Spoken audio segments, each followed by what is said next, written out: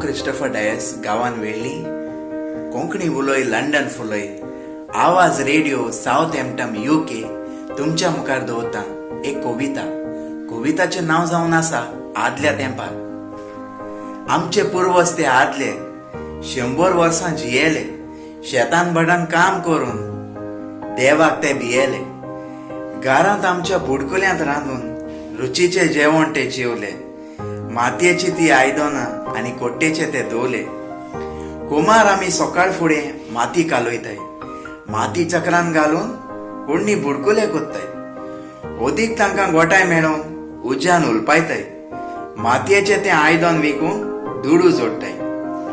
वो बायलांचो गाडो तातूंत कोत्ताय वेपार, बैलां गाड्यार बरोवन विकूंक वयताय तिंट्यार, मातयेचे ते आयदन आयकून आमी केलो संवसार, तसल्यो वस्तू दिसती पणाय आतां तेंपार।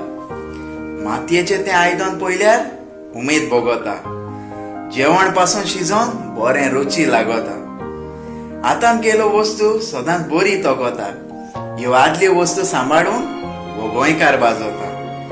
कोणेच कुन्नी बुडकुले व्हरतोता घराची सोबाय, आतांच्यो वस्तू चोवपा बऱ्यो तोगो कांयचे काय, ह्या आदल्या वस्तूंनी जिवाकूय बरी मेवताली गोठाई, आदल्या आनी आतांच्या वस्तूंक आसा अंतर, आदल्या तेंपार दुडू नासले पूण चलतालें उतर, ह्यो आदल्यो वस्तू सांबाळून गोंयकारां फुडें सर।